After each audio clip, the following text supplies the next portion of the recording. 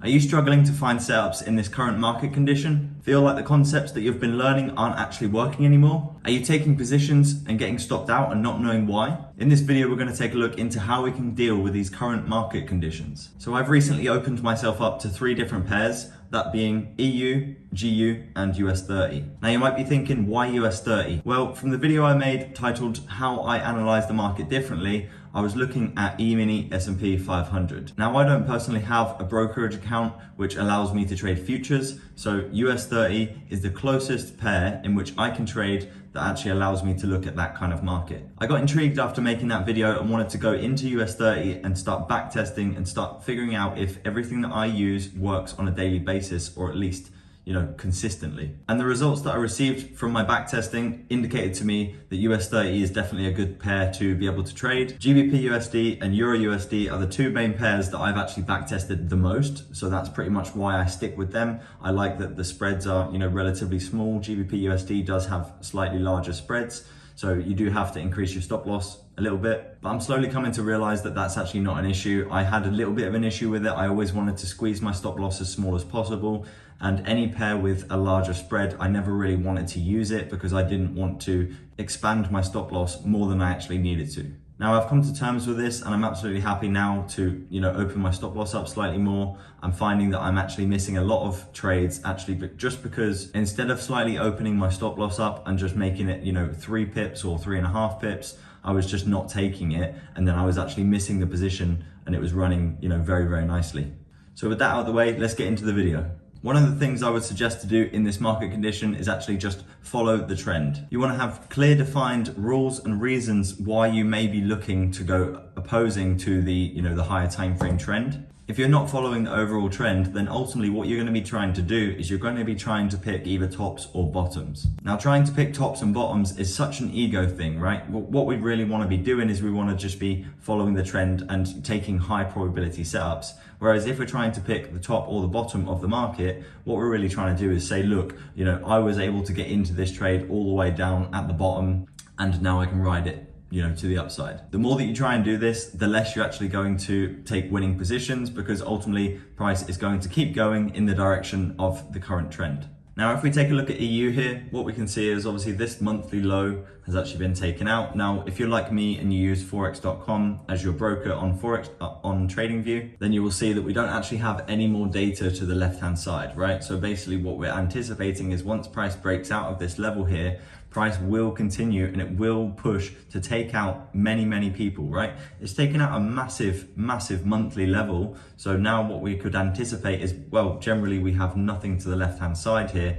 So we need to be looking at how far this market could actually push before then looking to turn around and have a retracement. This then goes back to having clear defined points into how you're going to identify whether the market is starting to pull back and have a bit of a retracement. But once again, you want to keep in mind that actually you want to be following the overall trend, right? Now, it's fine to obviously take counter trend trades because the market will be in a pullback at some point. But how you identify that is absolutely key. If you can't identify that price is pulling back or changing direction, then what you need to do is purely just follow the overall trend. Now for me, I like to push my capabilities to be able to see kind of if I can get the right level in which I would think that there's going to be a pullback. Now, one way that I actually do this is I look at the most previous range, right? So this was the most previous range that we broke out of. This is a 4-hour level, right? So now what I can do is I want to be able to anticipate potentially, and this is not me trying to be right, this is just me trying to push my boundaries. What you can actually do is you can measure from this low all the way up to the pullback high, okay?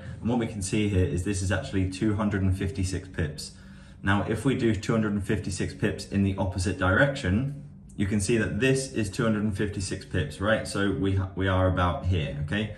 So for me, that would say that, potentially what we've done is we've actually had a measured move to the downside, which would then indicate to me that potentially we can now start getting that pullback. Another way that you can look for targets when you have no data to the left-hand side is you can use the Fibonacci retracement and you can also use the extensions, right? So what you can actually do is you can go into your Fibonacci settings and you can actually add 2, 3, and 4 into your Fibonacci retracement. And what that's going to do is that's going to give you the same result as measuring from this low up to this high, okay? So if we actually do that, we'll get rid of this and we'll pull this from here to here, right? Okay.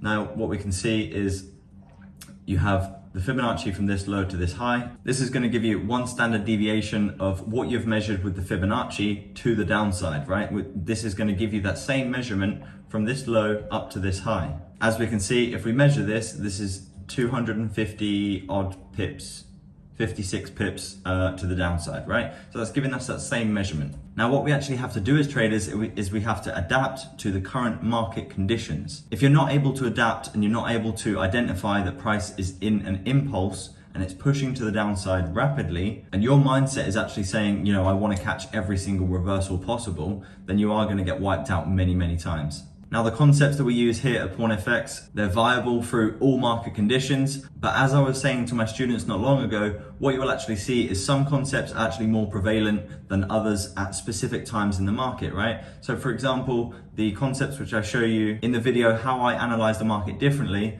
this concept is happening all the time at the moment, right? So we need to be proficient in being able to analyze the market in all of these different ways, using all of these different concepts, because once the market does shift, then it will focus on specific ways of allowing you to get into the market. Now I want to quickly go over why I was bearish on EU and why I was bullish on GU. So as we can see here on the 4-hour time frame on Euro USD, what we can see is we've had lower lows, lower lows, lower lows formed all the way through this week. If we drop down to a 15-minute time frame, one of the things that indicated to me that I wanted to be bullish on GU and bearish on EU was the fact that from the 6th of July, basically what happened all the way through to the 7th of July, we actually consolidated. Whereas if we look at GU, if we go onto the 15-minute time frame, what we can actually see is from the 6th of July, we were actually making higher highs, higher lows. We were pushing bullish, right? And ultimately what we'd had is a sweep of liquidity just here, right? Then we took out this low, taking out anyone that was trying to catch the bottom of the market. And then what transpired through the 7th of July is actually we got this push to the upside, which confirmed a 4-hour break of structure.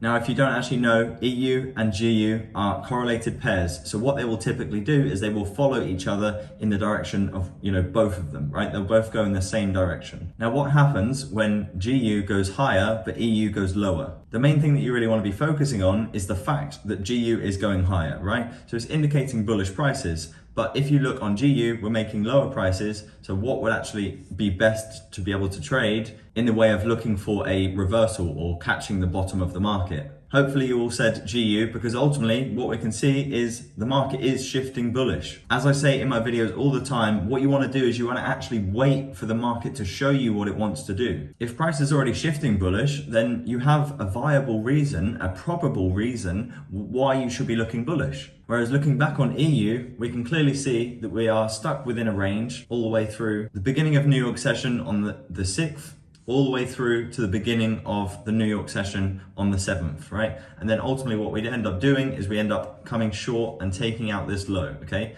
So if EU and GU were doing exactly the same thing, then it would be viable to look for longs on EU, but it's not. Now matching this up with the same thing which we just went over a little while ago on EU, we know that when we measured from the low to the high of the previous range on EU, we've now got that measurement of 250 odd pips, right? We pulled that to the downside and we have met that level, right, of 250 odd pips to the downside. So we can say that that is a measured move. Now the price action that we're seeing here on EU, which transpired Friday, ultimately what we had is that last drive to the downside, taking out anyone else that was trying to buy from any of these levels. Then all the way through New York session, ultimately what we've got is a push back to the upside. We have swept out more liquidity with the NFP news release.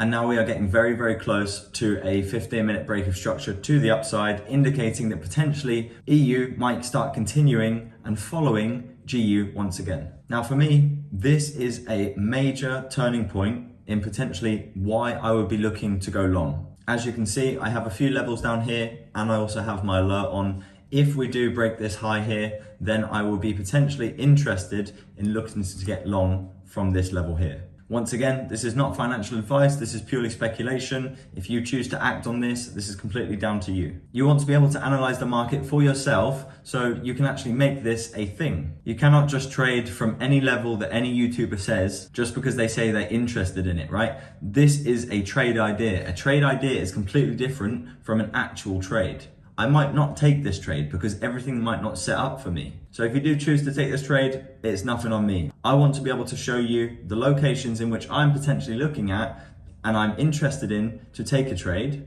But what you actually need to do is you need to study why I'm thinking of these levels. I hope you enjoyed the video, guys. If you did stay till the end, I've got a little bit of a secret for you. Next week, we're going to be coming out with a nice new video, which I'm going to be sharing the future of this channel, what I'm now going to be providing to my subscribers, to the people that comment, to the people that like my videos. So if you haven't done already, this is your time to do it.